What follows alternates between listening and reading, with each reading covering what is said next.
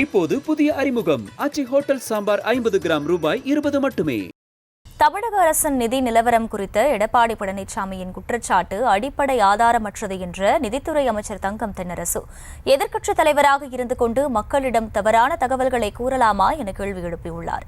தமிழ்நாட்டுக்கான நிதி பகிர்வில் மத்திய அரசு தொடர்ந்து பாகுபாட்டுடன் செயல்படுவதால் மாநில அரசின் சொந்த நிதியிலேயே பல திட்டங்களுக்கு செலவிடப்படுவதாகவும் அவர் விளக்கம் அளித்தார்.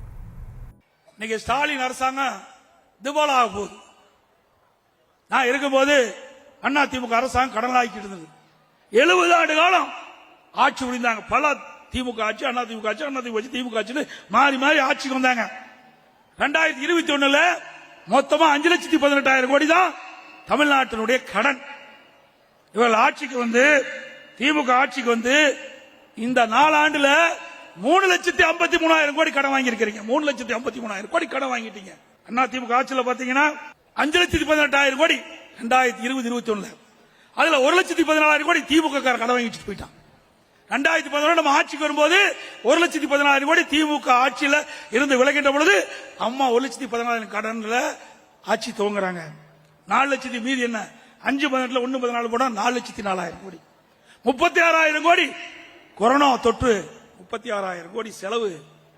அதுல கழிச்சா 3,68,000. ஒரு வருமானம் இல்ல, அரசுக்கு வருவாய் கிடையாது. பிறகு உதவி திட்டம் மின்சாரத்தில் அதுக்கு 22,000 கோடி நம்ம கடனை ஏத்துக்கிட்டோம். 3,46,000 கோடி தான் அண்ணா திமுக ஆட்சியிலே கடன். திரு ஸ்டாலின் அவர்களே புள்ளி விவரத்தோடு நான் சட்டமன்றத்தில் பேசினேன். அந்த நிதி அமைச்சர் எந்திரிச்சு நீங்க சொன்ன கருத்து எல்லாம் அருமையான கருத்து, எதிர்காலத்தில் கடைபிடிக்கிறேன்னு வந்துட்டார். இப்படிப்பட்ட ஒரு மோசமான ஆட்சி தமிழ்நாட்டு மக்களுக்கு தேவையா? சிந்திச்சு பாருங்க. இந்த கடன்லாம் யாரு கட்டுறது? நீங்க தான் கட்ட வேணும். வரி மேல் வரி போட்டு மக்கள் மீது வரி சுமையை சுமத்துகிற அரசாங்கம் திமுக அரசாங்கம்.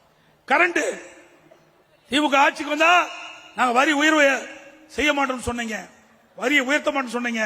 52% மின் கட்டண உயர்வு. இன்னும் 1.25 வருஷம் இருக்குது. இன்னும் 1.25 லட்சம் 1.5 லட்சம் கோடி வாங்கிடுவேன். 5 லட்சம் கோடி. இந்தியாவிலேயே அதிக கடன் வாங்கின முதல் மாநிலம் தமிழ்நாடு. அந்த சாதனை தான் ஸ்டாலின் படைச்சிருக்காரு. உடனே ஸ்டாலின் அரசாங்க நிதியமைச்சர் சொல்றாரு கடன் வாங்குறதுக்கு தகுதி இருக்குதான். கடன் வாங்கின யாரையா கட்டுறது? இன்னும் 1.5 வருஷம் நீ போயிருவ. அடுத்த ஆட்சி அண்ணா திமுக ஆட்சி வரும்போது எப்படி இந்த கடனை கட்டுறது? ஒரு பரபரப்பை உருவாக்க வேண்டும் என்பதற்காக ஏதோ தமிழ்நாட்டினுடைய நிதி நிலைமை திவாலாக போகிறது போன்ற அடிப்படையற்ற குற்றச்சாட்டுகளை ஒரு முன்னாள் முதலமைச்சராக இருந்தவர் வைத்திருப்பது வருந்தத்தக்கது மாத்திரமல்ல, என்னை பொறுத்தமட்டிலே வேடிக்கையாகவும் இருக்கிறது. மொத்த உற்பத்தியினுடைய மதிப்பு 7,51,000 கோடியா இருந்தது. ஆனா இப்ப நீங்க எடுத்துக்கிட்டீங்கன்னா நம்மளுடைய வரவு செலவு திட்டம், கடந்த ஆண்டு நம்ம கொடுத்த வரவு செலவுடைய பட்ஜெட் சைஸ் எவ்வளவுன்னு பாத்தீங்கன்னா 4,12,000 கோடி நமக்கு பட்ஜெட் சைஸ். அதே காலகட்டத்தில் நம்மளுடைய மொத்த உள்நாட்டு மதிப்பு ஜிஎஸ்டிபி 31.55 லட்சம் கோடியா வளர்ந்திருக்கு. கடந்த நிதிக்குழு 15வது நிதிக்குழு என்ன சொல்லியிருக்கு? 2021-22 ஆண்டுல வந்து நம்முடைய மாநிலம் 28.7% கடன் வாங்கலாம்னு சொல்லியிருக்காங்க. ஆனா நம்ம வாங்கினது எவ்வளவு? 27.01. 22-23 நிதிக்குழு நமக்கு பரிந்துரைத்தது 29.3%. ஆனா நம்ம அதுக்கும் குறைவாக 26.87% வாங்கியிருக்கோம். 23-24 29.1% நிதிக்குழு பரிந்துரைத்தது. நம்ம மிக குறைவாக 26.72% கடன் அளவு வச்சிருந்தோம். 24-25 கடந்த ஆண்டு 28.9% அவங்க கடன் வாங்கலாம்னு நிர்ணயிச்சிருந்தாங்க. நம்ம 26.4% தான் வாங்கியிருக்கோம். இந்த புள்ளி வரை எதை காட்டுதுன்னு கேட்டீங்கன்னாக்க, கழகம் ஆட்சி பொறுப்பேற்றிருக்கக்கூடிய இந்த காலகட்டத்தில் நிதிக்குழு என்ன பரிந்துரை செய்திருக்கிறதோ அதற்கு உட்பட்டு தான், அதற்கு குறைவாகத்தான் நம்முடைய கடனுடைய அளவை நாம் வந்து மெயின்டைன் பண்ணிட்டு வந்திருக்கிறோம்.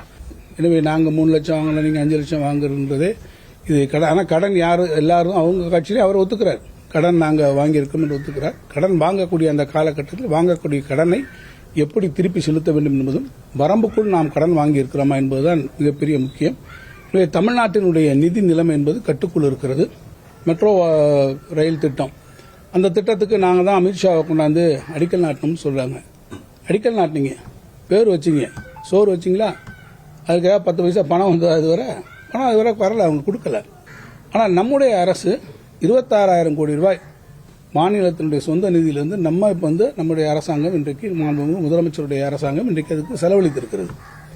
அதபடி நீங்கள் டான்ஜெட்கோ எடுத்துக்கோங்க, மின்சார வாரியம், அதுக்கு இன்னைக்கு லாஸ் ஃபண்டிங் அது மட்டும் பார்த்தீங்கன்னா ஏறத்தாழ 50,000 கோடி ரூபாய் நம்ம அது கொடுத்துருக்கோம். அதுக்கு யார் காரணம்? உங்களுடைய முற்றிலுமாக மின்சார வாரியத்தினுடைய நிதி நிலைமையை, நிதி நிர்வாகத்தை, ஒட்டுமொத்த நிர்வாகத்தை நீங்கள் சீர்குலைத்து விட்டீர்கள். சப்ளை காஸ்ட் கூடுச்சு, டாரிஃப் இன்க்ரீஸ் பண்ணல, பல பிரமான பிரச்சனைகள் வந்தது. உங்களுடைய நிர்வாக குளறுபடியினால நீங்க வாங்கியிருக்க அந்த நிதி சுமையெல்லாம் நாங்க திருப்பி இப்ப அந்த லாஸ் பினான்சிங் நாங்க கொடுக்கறதுனால தான் இப்ப 50,000 கோடி வந்திருக்கு.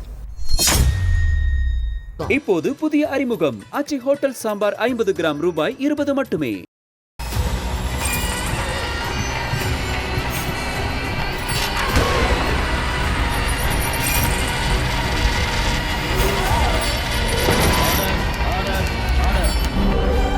நிகழ்தகவு குற்றங்களின் மறுபரிமாணம் நாள்தோறும் இரவு 10 மணிக்கு இணைந்திருங்கள் நமது நியூஸ் தமிழ் தொலைக்காட்சியோடு.